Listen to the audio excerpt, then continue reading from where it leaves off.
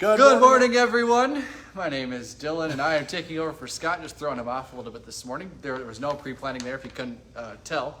It is Tuesday, June 25th, 2024. You are watching us on Facebook Live. You can also find this podcast on YouTube, on Spotify, your Facebook feed later on. Did I do it right? Close enough. We'll roll with it. I really tried.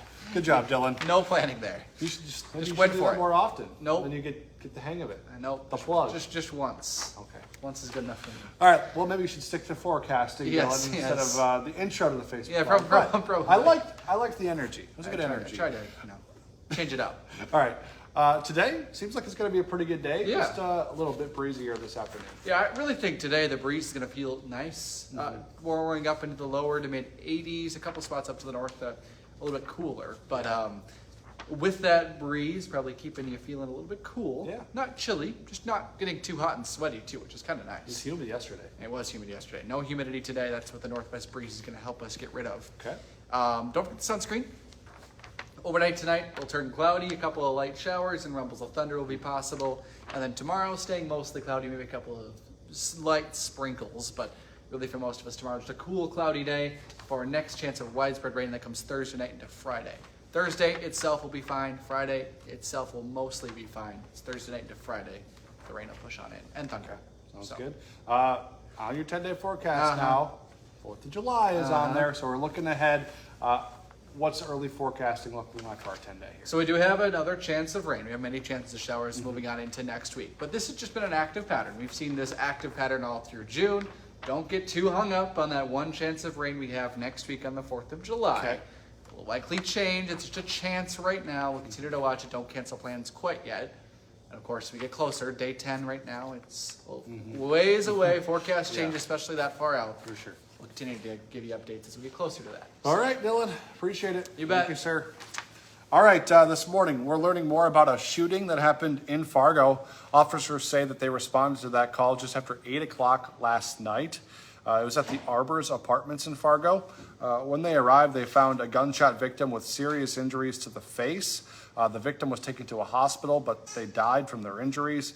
We are expecting to learn the victim's name later today once their family is notified. And right now, Fargo police are looking for 2 cars that they say are connected to the shooting. One is a gray Hyundai Santa Fe with North Dakota license plates 628DZR. The other one, we don't have license plates, but we know it's an orange Jeep Compass. If you see those vehicles, you're asked to call 911, let them know the details on where it was, but do not approach the vehicles. That's an order from police. A heads up for people living in Fargo. The Red River Valley SWAT team will be doing some training for several hours today. You might hear some loud noises, see those emergency lights because of it. They'll be on 5th Street North from 11 to 4 today. That's near the Toasted Frog downtown. They'll be out again on Thursday, but that training will be taking place in West Fargo.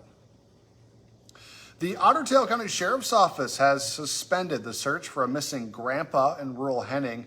Hundreds of volunteers made their way through marshy and dense areas with thick brush looking for 79-year-old Robert Shaw on Monday.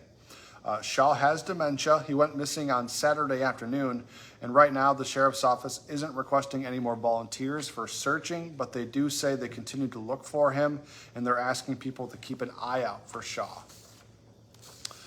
Former North Dakota State Senator is set to plead guilty to traveling to Europe to have sex with children. It's the latest in a story that we've been following since last October for you. In a plea deal, former Senator Ray Holmberg says that he admits to flying to Prague 3 times between 2011 and 2016 to have sex with children. Taxpayer money paid for those trips. And in exchange for the plea deal, prosecutors will be dropping a charge for child pornography against Holmberg. He faces a maximum of 30 years in prison. A southern Minnesota dam is at imminent risk of bursting this morning. It is the Rapidan Dam in Blue Earth County. That's near Mankato. The area has gotten nearly 18 inches of rain recently, and the water is threatening to sweep away homes and other buildings there. Minnesota isn't the only state facing this severe flood damage. A train bridge between South Dakota and Iowa has also collapsed because of flooding. That was near Sioux City, and a lot of people impacted right now by flooding throughout the region.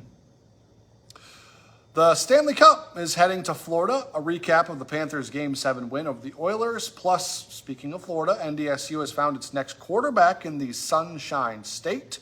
You'll meet Xander Smith. Hot Mic is live from 9 to 11 on WDAY Extra and on Inform.com. And don't forget, for just 99 cents a month for your first 3 months, you could get an all-access pass to Inform.com. Just visit Inform.com/subscribe to get that deal. Remember, join us the rest of the day as well for our newscasts. Our next one's at 11, then 4, 5, 6, 9, and 10. And we'll be back tomorrow morning with First News from 5 to 7. So be sure to join us then. Have a great day, everyone.